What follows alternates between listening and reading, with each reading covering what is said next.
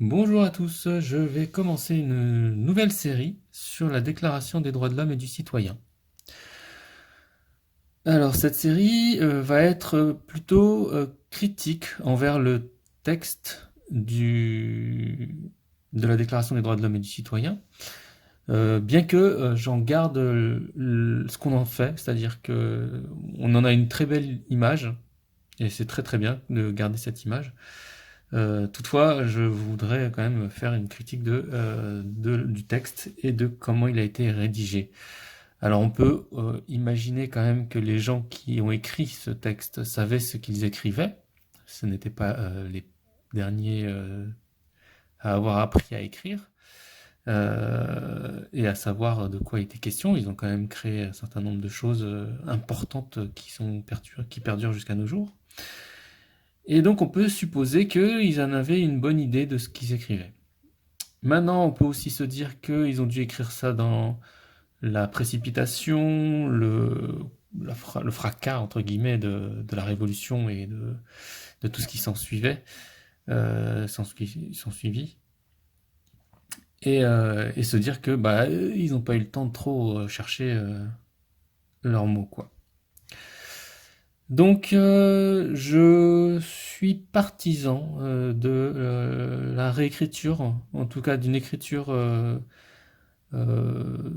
autre de cette déclaration des droits de l'homme et du citoyen, de la remettre à jour et de façon à ne pas refaire les mêmes erreurs, ou en tout cas euh, essayer d'essuyer les plâtres qui ont été un peu abîmés par ce, par ce texte. Alors vous allez voir, vous allez comprendre mon point de vue et pourquoi est-ce que... Alors oui, je chipote, mais pourquoi est-ce qu'on ne pourrait pas faire mieux? Je veux dire, si on est devenu plus intelligent, ça se saurait, mais on pourrait peut-être imaginer faire quelque chose d'un peu plus... d'un niveau au-dessus sans être parfait. Alors, nous allons d'abord étudier le titre, la Déclaration des droits de l'homme et du citoyen. Chose qu'on étudie peu, mais qui a son importance. Donc déjà, déclarer, déclaration, c'est un mot qui vient du latin, declarare. Clarare voulant dire rendre clair. Homme, or, comme dans faire et défaire, clarare, déclarare, vous avez donc ici l'inverse de quelque chose qui rend clair. Donc la déclaration signifie un texte qui va rendre pas clair les droits de l'homme et du citoyen. Vous voyez qu'on commence déjà avec un sérieux handicap. Donc le mot déclarer, déclaration, c'est un mot qui a été utilisé pendant très longtemps, qui est encore utilisé beaucoup, très souvent dans plein de choses. Hein. D'ailleurs, on déclare nos enfants, ça c'est une chose intéressante aussi. On déclare plein de choses. Alors ce n'est pas proclamer, hein, déclarer, mais on déclare des choses. Et déclarer signifie rendre pas clair quelque chose. Simplifier peut-être quelque chose de cet ordre-là. Alors effectivement, la simplification, elle est, elle est obligatoire. Mais notons que plutôt que de dire on va essayer de rendre clair ce que c'est que les droits de l'homme, ils ont préféré choisir le mot déclarare pour donc ne rendre pas clair plutôt que l'inverse. Alors chose étonnante, c'est du coup qu'est-ce qui permet de les rendre clairs? C'est-à-dire qu'il y a forcément quelque chose dans le corpus qui les rend clairs quelque part. Sinon, à quoi bon rendre flou quelque chose qui est clair pour tout le monde? Vous voyez ce que je veux dire? Et je pense que c'est ça la différence qu'on a entre le texte qui est la Déclaration des droits de l'homme et du citoyen et les droits de l'homme tels qu'on les imagine aujourd'hui. C'est-à-dire que clairement, on parle pas de la même chose dans les deux, quand on parle des droits de l'homme et quand on parle de la Déclaration des droits de l'homme et du citoyen.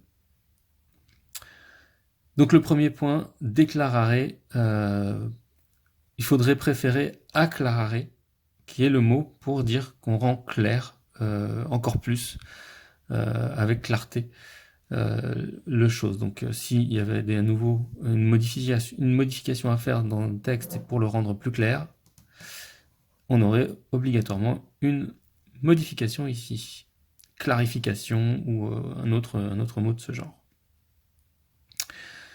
Voilà, donc ensuite, des droits de l'homme, des droits de l'homme et du citoyen, des droits. En français, on a une différence notable entre l'utilisation du pluriel des droits et du droit. Le droit, c'est l'ensemble des droits, l'ensemble des droits devoirs du codex de loi qui est en place. Alors, il n'y a pas écrit du droit, ce qu'on peut comprendre, c'est-à-dire qu'en quelques lignes, on ne peut pas effleurer l'ensemble du droit. Néanmoins, on remarque que voilà, là, les auteurs ont décidé qu'il n'y aurait que quelques droits et pas l'ensemble du droit. Donc on pourra regarder plus tard quels droits apparaissent pour l'homme et pour le citoyen. Et vous allez voir qu'il y a des différences. Donc on note que ce texte déclare quelques droits, pas tout. Et en même temps, est-ce que c'est une mauvaise chose? Pas sûr, parce que si vous vous trompez dans les droits que vous donnez, peut-être cela pose un problème. Mais en tout cas, ça ne donne pas tous les droits. Et donc, il est important de savoir quels sont les droits qui ont été évoqués.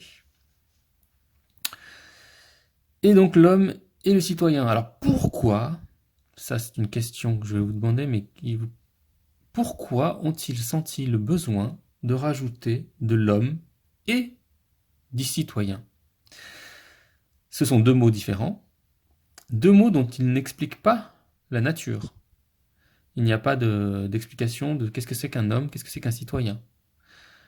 Les deux ont des droits, les deux ont des droits dans le texte, c'est certain, mais quand on parle des hommes, il y a un certain nombre de droits, et quand on parle du citoyen, il y a un autre certain nombre de droits, et on va voir que certains droits ne fonctionnent pas des deux côtés.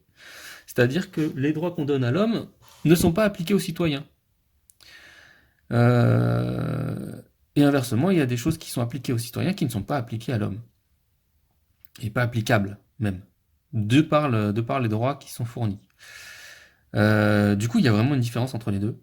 Il y a vraiment une différence entre les deux. Et donc, la question, c'est quelle est la différence et quelle est la relation entre les deux? Pourquoi est-ce qu'on a l'homme et pourquoi est-ce qu'on a le citoyen? Donc, si je devais conclure cette étude du texte, du titre, pardon, je terminerai par dire qu'en fait, le titre de ces déclarations des droits de l'homme et du citoyen, c'est rendre pas clair les quelques droits de l'homme et ceux du citoyen. Parce qu'en fait, on va voir que globalement, rien n'est clair, si ce n'est que cette déclaration octroie des droits aux hommes. Et c'est top, c'est très très bien. Néanmoins, encore faut-il savoir de quoi on parle. Qu'est-ce que c'est qu'un homme et qu'est-ce que c'est qu'un citoyen?